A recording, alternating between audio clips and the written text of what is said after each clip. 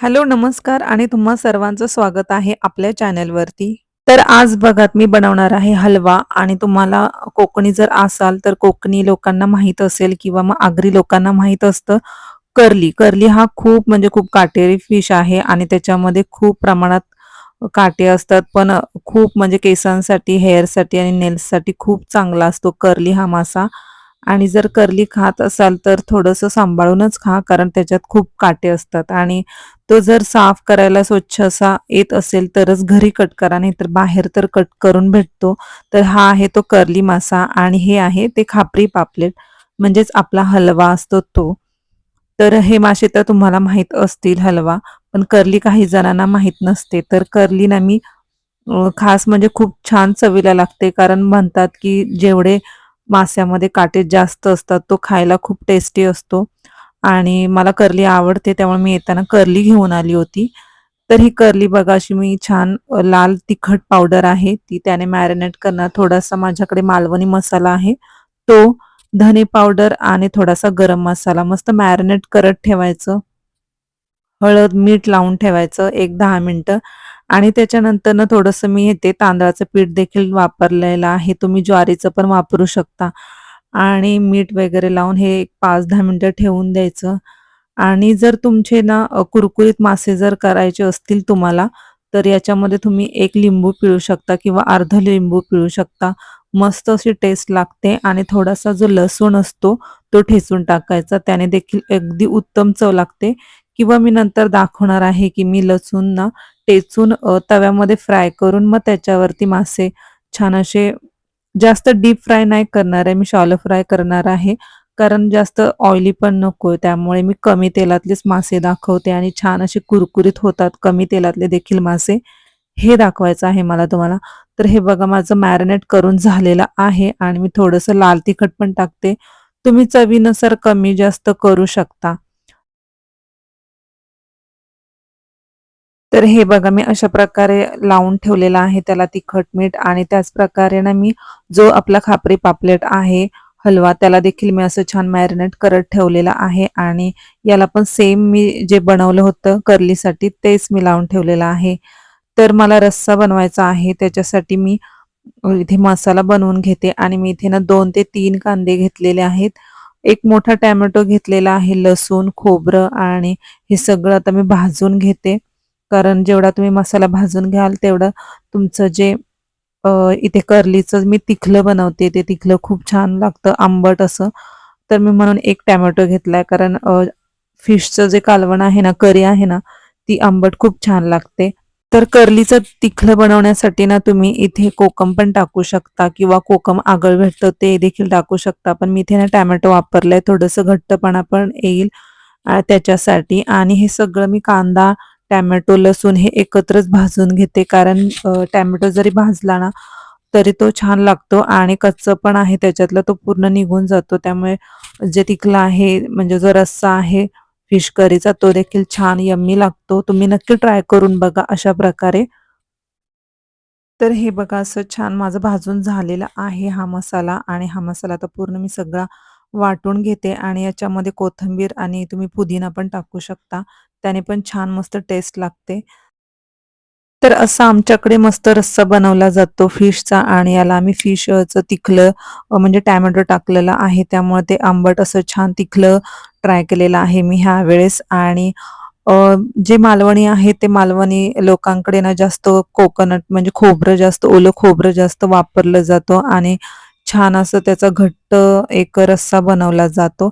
तर मी इथे थोडंसंच खोबरं वापरलेलं आहे. एक मोठा टोमॅटो वापरलेला आहे. त्यामुळे थोडासा रस्सा असा आंबट होईल, मस्त लागेल तो देखील. आणि तर तेल बघा छान गरम झालंय आणि आता मस्त कडकडीत तेलामध्ये मस्त असा हा जो आपण मसाला भाजून घेतला होता आणि वाटून घेतला होता तो टाकायचा आहे आणि तो देखील छान असा परतवून घ्यायचा ऑइल सुटस तोपर्यंत. आणि त्याच्यामध्ये मी टाकले आहे थोडंसं लाल तिखट पावडर, थोडंसं कलरवालं पावडर असतं लाल तिखटवालं ते, आणि त्याच्यामध्ये गरम मसाला, धने पावडर खूप छान लागते त्यामुळे तुम्ही धने पावडर नक्की टाकून बघा आणि थोडासा गरम मसाला. आणि हे सगळं छान असं भाजून घेतल्यानंतर थोडंसं पाणी आणि मीठ टाका आणि 1-2 उकळीमध्येच मासे छान शिजतात. जास्त उकळवण्याची पण गरज नाही लागत आणि त्याच्यानंतर हे बघा असं मस्त घट्टसर असं आपलं तिखट तयार झालेलं आहे.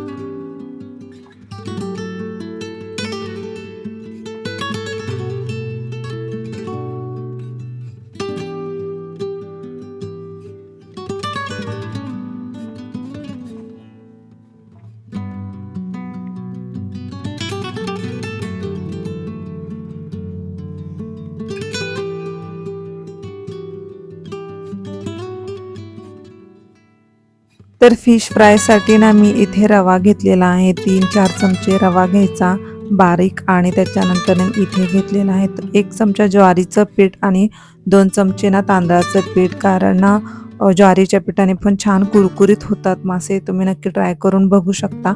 आणि त्याच्यानंतर लाल तिखट पावडर, धने पावडर, थोडासा गरम मसाला, मीठ हे सगळं मस्त असं एकत्र करून घ्यायचं आणि त्याच्यानंतर याच्यात थोडीशी हळद पण टाका. आणि हे जे आपण मॅरिनेट करत ठेवलेले जे होते ती कर्ली छान मस्त अशी पीठ दाबून दाबून त्याला लावून घ्यायचं. म्हणजे पूर्ण आत असे ड्राय होस तोपर्यंत. जर फिशमध्ये पाणी असलं की फिश थोडेसे मऊ होतात, कुरकुरीत एवढे लागत नाही तसे खमंग. त्यामुळे तुम्ही नक्की पाणी काढून घ्या फिशमधलं. तर हे बघा मस्त असे माझं पाणी पूर्ण त्याच्यातलं निघून गेले, त्यामुळे मस्त कुरकुरीत होतील हे फिश. आणि त्याच्यानंतर तुम्ही डीप फ्राय पण हे करू शकता किंवा कमी थोडंसं तेलामध्ये देखील असे फ्राय करू शकतात. आणि खरंच कमी तेलामध्ये पण छान खमंग असे होतात, कुरकुरीत होतात. तुम्ही नक्की ट्राय करून बघा. हे बघा हे मी अगोदर कर्ली घेतेय तळून आणि त्याच्यानंतर ना मी हलवा ठेवलेला आहे मॅरिनेट करत, तर थोडंसंच तेलामध्ये मी करते. तर कर्लीमध्ये बघा खूप काटे असतात, त्यामुळे ना जेव्हा तुम्ही कर्ली बनवा तेव्हा तिचा रस्सा बनवण्यापेक्षा तुम्ही अशी फ्राय करून खाऊ शकता किंवा थोडीशी मसाल्यामध्ये वाफेवरती वाफवून देखील खाऊ शकता. अशी छान लागते आणि खाता पण व्यवस्थित येते. नाही तर ते काटे असतात त्यामुळे ते व्यवस्थित खाता येत नाही. पण हा जो मासा आहे तो खूप छान चवीला छान लागतो आणि केसांसाठी आणि मेन आईजसाठी खूप छान आहे. तुम्ही नक्की ट्राय करून बघा. तर असा बघा माझा छान मस्त असा छान डीप फ्राय न म्हणता याला शॅलो फ्राय म्हणू शकता तुम्ही, असं छान झालेला आहे. आणि त्याच्यानंतर मी जो हलवा आहे तो हलवा देखील असाच कमी तेलामध्ये फ्राय करून घेते. आणि त्याच्यासाठी देखील मी कमी तेल वापरलेलं आहे आणि तुम्ही पण असंच नक्की फ्राय करून बघा.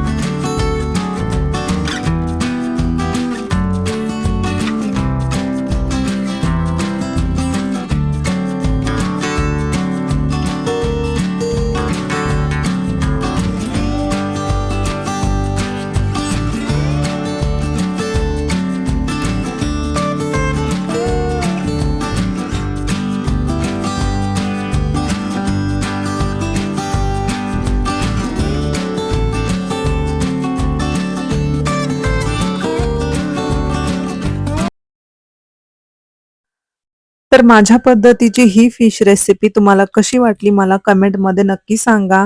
आणि चॅनलवरती नवीन असाल ना तर लाईक, शेअर आणि सबस्क्राईब करायला अजिबात विसरू नका. आणि आजची ही फिश रेसिपी तुम्हाला आवडली का हे देखील मला कमेंटमध्ये सांगा. चला तर मस्त अशा नवीन रेसिपीजमध्ये पुन्हा भेटते नेक्स्ट व्हिडिओमध्ये. तोपर्यंत बाय बाय.